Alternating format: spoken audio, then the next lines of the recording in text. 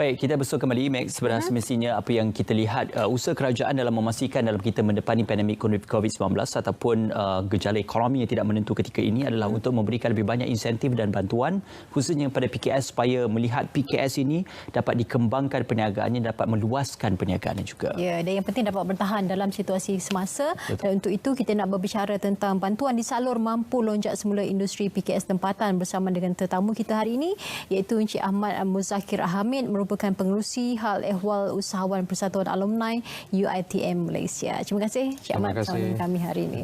Baik, COVID-19 melanda bukan sahaja Malaysia tetapi melanda dunia dan kita terkesan disebabkan oleh banyak perkara. Pada awalnya kita terkesan kerana kita tidak boleh keluar dan ekonomi kita juga berada dalam situasi yang agak goyah apabila ia tidak dapat berlaku seperti mana yang biasa. Jadi mungkin kalau kita perjelaskan dahululah daripada sudut pandangan Cik Ahmad Muzakir sebagai seseorang yang mungkin melihat situasi ini dari aspek perkembangan COVID-19 ini dari bulan ke bulan sejak Mac lalu pada PKPB dan kini PKPP bagaimana? Bismillahirrahmanirrahim. Terima kasih. Selamat pagi Malaysia. Assalamualaikum. Waalaikumsalam. Saya melihat contohnya PKS mikro ini, terutama mikro lah yang kita berbicara, sebab dalam PKS ni mikro yang banyak terkesan. Bagaimana yang didefinisikan sebagai mikro adalah pendapatan mereka adalah kurang daripada 300,000 setahun dan kaki tangan kurang kepada 5 orang. Jadi apabila melihat bantuan-bantuan yang disalurkan oleh kerajaan, banyak membantu mereka. Kerana pada asalnya mereka tidak ada modal apabila kena PKP, semestinya perniagaan juga sudah terhenti. Jadi mereka juga tidak boleh melakukan urus niaga jual beli atau perniagaan. Jadi dengan bantuan yang disalurkan, contohnya geran khas yang prihatin yang 3,000 untuk PKS dan juga orang kata tekun mengeluarkan pinjaman mudah tanpa faedah. Jadi ini saya lihat bantuan-bantuan yang berterusan ini telah membantu golongan PKS mikro terutamanya bangkit kembali dalam suasana COVID ini. Jadi saya melihat apa jua yang akan berlaku kepada PKS ini akan dibantu oleh kerajaan dan alhamdulillah kerajaan hari ini dengan pengumuman penjananya dan kita melihat sesuatu yang cukup positif untuk PKS. Okey.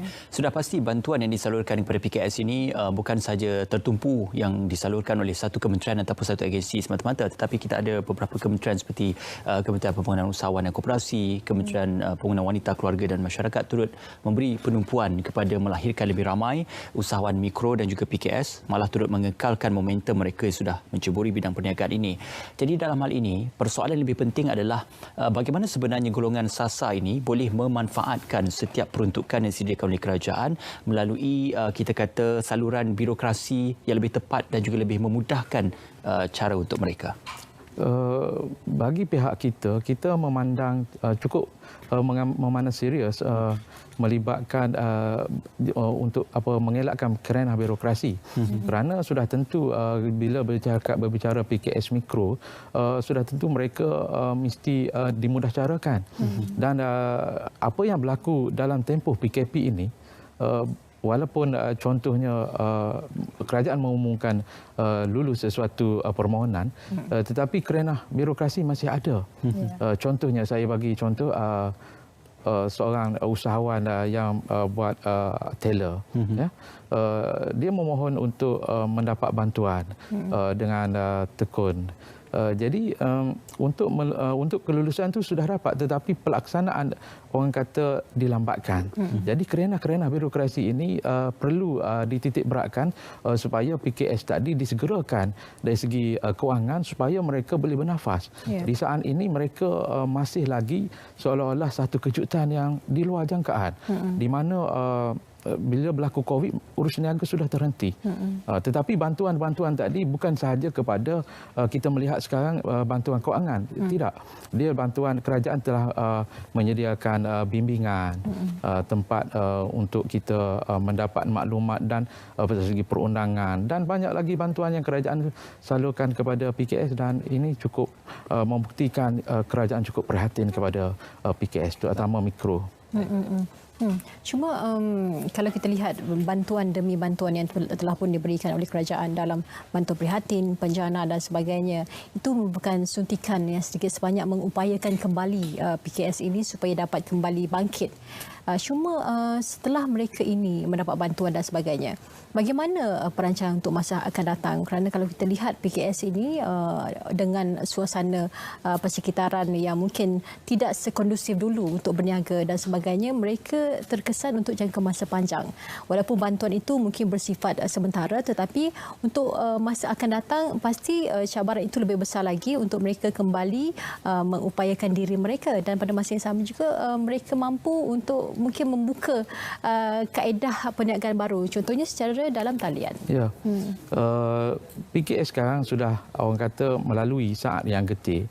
Semestinya mereka juga melihat sesuatu peluang yang ada tadi mesti direbutkan. Contohnya satu perniagaan yang mungkin dahulu mereka membuat satu perniagaan yang A, kemungkinan beralih kepada B.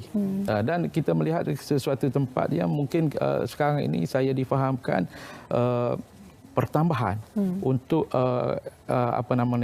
SSM di antara April sehingga ke Julai, pertambahan untuk syarikat baru sehingga 80,000 lebih. Jadi kita melihat di saat COVID tadi ada PKS yang sudah gulung tikar, tetapi di saat yang COVID juga mereka menceburi bidang lain. Jadi dengan bantuan tadi membolehkan mereka menceburi bidang baru, dan bidang baru ini mungkin makan masa mungkin orang kata setahun, tetapi dalam permulaan sudah berlaku.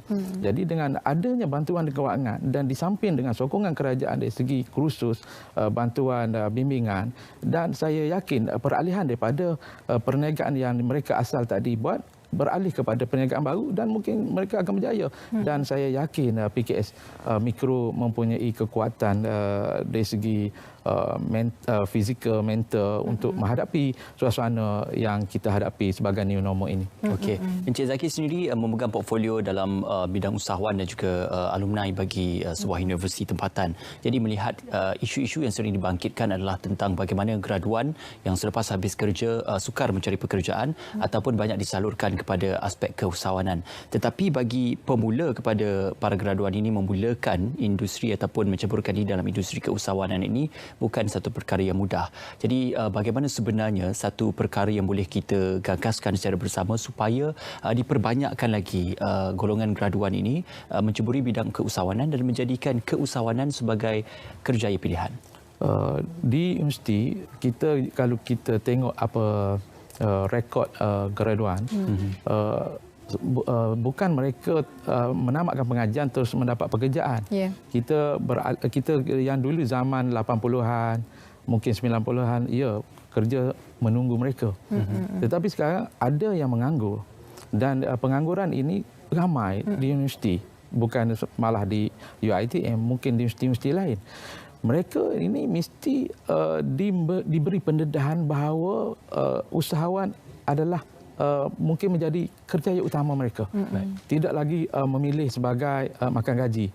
Dan yang saya melihat di peringkat tahun akhir, saya sendiri pun terlibat di peringkat yang pelajar tahun akhir, kita dijemput untuk memberi penerangan terperinci bagaimana selepas tamat pelajar tadi mereka boleh menceburi sebagai usahawan, menjadi serapang dua mata. Maknanya kalau mereka tidak dapat pergi kepada alam pekerjaan, maka pilihan mereka adalah usahawan. Walaupun pilihan itu adalah pilihan kedua, tetapi pilihan kedua ini mungkin tepat bagi mereka kerana makan gaji pada hari ini adalah terhad. Dia tidak zaman yang 80-an, 70-an tamat universiti semua dapat pekerjaan. Dan saya melihat ramai alumni kita sendiri pun menceburi usahawan, dan yang ternama dalam Malaysia hari ini pun sudah terbukti menjadi usahawan yang berjaya. Itu yang saya melihat dari segi saya menyeru kepada graduan buang tafsiran bahawa tamat belajar makan gaji dan cuba kepada alam perniagaan walaupun sekecil-kecilnya. Okay.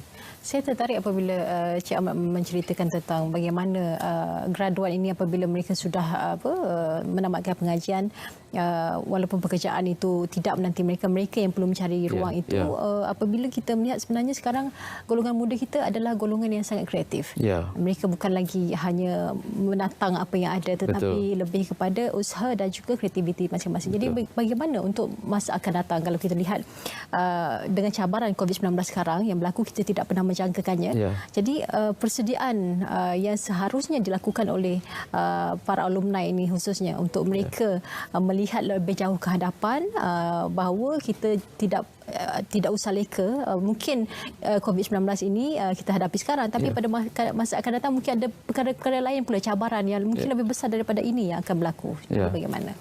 Itulah saya lihat graduan sekarang dia orang lebih kreatif. Dan saya suka melihat satu sekarang ini menjadi trend bahawanya apa yang mereka buat dalam perniagaan itu benda yang baru. Benda yang baru dari segi marketingnya, sebab dia berilmu. Kan? Jadi apa yang berlaku pada hari ini sebagai permulaan untuk mereka menjalankan benda dalam kesusahan menjadi new normal. Dan akhirnya bila berlakulah benda ni sudah menjadi kebiasaan sebagai new normal, mereka graduan tadi sudah semestinya sudah terlatih. Sudah terlatih dari segi bagaimana kesusahan tadi boleh dicapai dalam masa COVID ini, dan selepas COVID, mungkin selepas ini kita mendoakan COVID ini berakhir dengan cepat, maka dengan itu mereka boleh berlaku dengan keadaan yang lancar lah. Yang itu saya nampak dari segi jangka masa yang panjang. Okey. Kita melihat Tuan Zakir, situasi kepada industri usahawan mikro dan juga sederhana yang diceburi oleh usahawan tempatan, khususnya usahawan Bumiputra, banyak merujuk kepada industri pembuatan makanan, tekstil, penyediaan servis dan sebagainya. Adakah ini mungkin kita kata satu kerangka yang boleh kita kembangkan lagi supaya variasi kepada beberapa jenis perniagaan itu boleh dikembangkan dan boleh dipelbagaikan supaya sektor perniagaan mikro dan sederhana itu menjadi lebih besar dan juga menjadi lebih meluas dengan pilihan yang lebih banyak, khususnya untuk para pembeli dan juga para pengguna? Sekarang ni kalau sebut PKS banyak tertumpu kepada bidang makanan dan minuman. Tetapi PKS ini banyak lagi sektor yang boleh diceburi. Contohnya sektor pertanian di bawah PKS. Sukan juga ada, maknanya contohnya buat usahawan sahabat saya juga buat futsal gelanggang, itu nama usahawan. Jadi kita kembangkan pelbagai jenis, jangan menumpukan satu-satu sektor tadi untuk menjadi usahawan. Jadi saya melihat PKS tadi perlu merebut peluang di mana ada ruang dan peluang untuk mendapat keuntungan, maka bukalah perniagaan yang boleh dijalankan. Mungkin sebelum kita akhiri, ringkas daripada Cik Ahmad kepada golongan peniaga PKS khususnya untuk mereka berhadapan dengan situasi ini. Kita tidak tahu bila akan berakhir COVID-19, tetapi kita perlu berhadapan juga dengannya. Dan kata-kata semangat saya rasa perlu untuk mereka kembali bangkit, kerana bukan mudah kalau sesuatu perniagaan itu dibina dengan jerih perih, tetapi disebabkan cabaran ini semuanya ranap, dan kembali bangkit itu lebih sukar dan mempertahankannya pasti lebih perit lagi. Bagi saya kepada PKS, terutama PKS mikro, kita mesti sabar menghadapi dugaan Allah ini. Dan kita menganggapkan perjuangan kita belum selesai, dan kebiasaannya kita akan bangkit dengan lebih kuat lagi seperti kita kalah perang. Apabila orang kalah perang, sudah tidak ada lagi apa yang berlaku, yang ada dimiliki oleh kita, maka kita berusaha daripada zero, berasal. Dan saya yakin dengan usaha itu mencekalkan hati kita dan semangat kita supaya lebih bangkit. Dan saya mendoakan semua PKS mikro saya, termasuk sahabat-sahabat saya, semua berjaya di masa-masa hadapan. InsyaAllah, khususnya kepada sahabat-sahabat pengusaha usahawan mikro yang baru bermula ataupun usahawan Bumiputra juga, kita doakan yang terbaik buat mereka. Terima kasih sekali lagi pada Encik Ahmad Muzakir Hamid yang juga merupakan pengerusi Ahli Ehwal Usahawan Persatuan Alumni UiTM Malaysia kerana bersama dengan kami pada pagi ini.